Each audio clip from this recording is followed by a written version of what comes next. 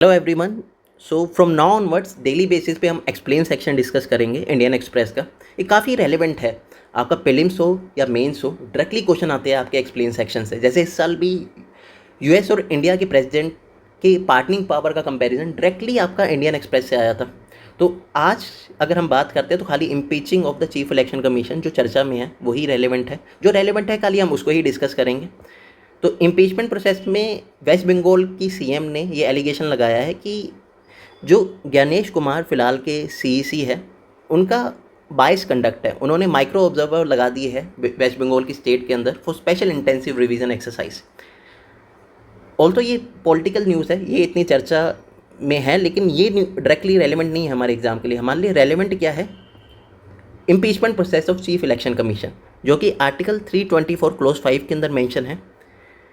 इसमें specifically mention है कि remove from his office, removal process जो होगा it will be similar on the ground as a जज ऑफ द सुप्रीम कोर्ट। तो जैसे सुप्रीम कोर्ट के जज का रिमूवल होता है, इन द सिमिलर वे आपका चीफ इलेक्शन कमीशन का भी इम्पीचमेंट होगा। बाकी ये लिखा हुआ है कि इलेक्शन कमिश्नर, बाकी के दो जो इलेक्शन कमिश्नर है apart from the chief election commission, उनका रिमूवल होगा based on the recommendation of chief election commissioner. ठीक है। एंड एक बार उन्होंने रिकमेंडेशन दे दी उसके बाद इलेक्शन कमीशन का रिमूवल हो सकता है।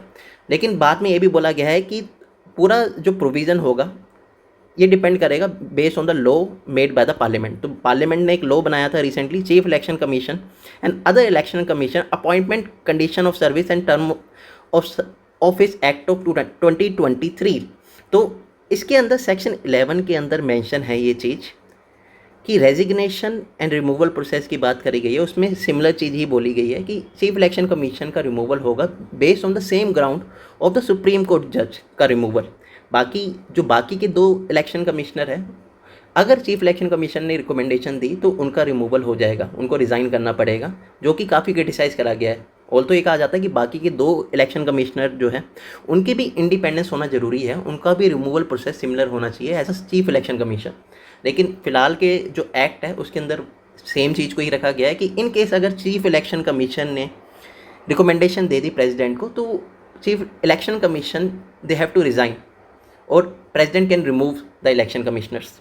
बाकी अगर हम रिमूवल प्रोसेस की बात करते हैं जो कि बहुत इंपॉर्टेंट है, सेक्शन 11 के अंदर गिवन है चीफ इलेक्शन कमीशन एक्ट के अंदर और 2023 एंड आर्टिकल 324 क्लोज 5 के अंदर इसका मेंशन है। इनिशिएशन कहाँ से होता है आपका?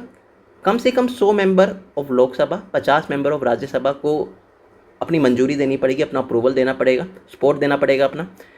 बाकी इसके बाद speaker of Lok Sabha and chairman of Rajya Sabha, इनकी चॉइस है कि आप इनिशिएट करना चाहते हो मोशन, एक्सेप्ट कर रहे हो मोशन को कि नहीं कर रहे हो। एक बार उन्होंने एक्सेप्ट कर लिया उसके बाद 3 मेंबर की कमेटी बैठेगी जिसमें एक सुप्रीम कोर्ट का जज होगा, एक हाई कोर्ट का जज होगा, एक डिस्टिंग्विश्ड जूरिस होगा।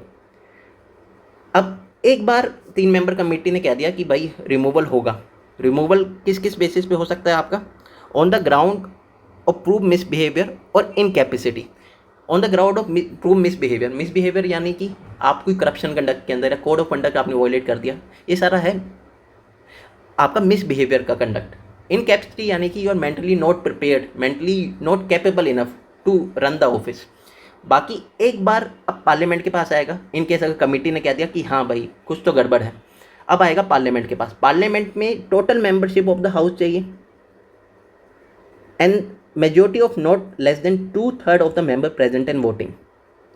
एक बार पार्लियामेंट से वोट पास होता है उसके बाद प्रेसिडेंट के पास जाता है, through the president order finally removal process खत्म होता है। एक चीज़ जानना जरूरी है कि आज तक कोई भी चीफ इलेक्शन कमिश्नर इम्पीच नहीं हुआ है या इवन सुप्रीम कोर्ट का जज आज तक कभी इम्पीच नहीं हुआ है। तो यही रेलेवेंट था आज के लिए। बाकी इवन सुप्रीम कोर्ट के जज की अगर हम बात करते हैं तो सेक्शन 3 ऑफ जजेस इंक्वायरी एक्ट के अंदर पूरा प्रोसीजर मेंशन है। तो this was the only thing that was relevant. Thank you.